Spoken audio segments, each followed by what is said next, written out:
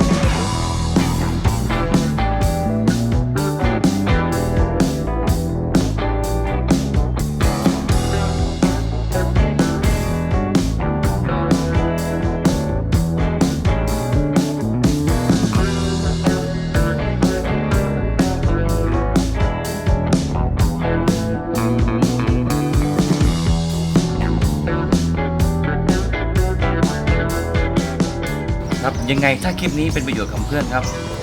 ฝากกดไลค์กดแชร์กด Subscribe ช่องด้วยนะครับผมเพื่อเป็นกำลังใจให้พวกเรานะครับได้ทำคลิปดีๆออกมาเพื่อเป็นประโยชน์กับทุกท่านนะครับจะได้ทำด้วยตัวเองนะครับอย่างเช่น Do It Yourself ครับสำหรับวันนี้ผมลาไปก่อนครับ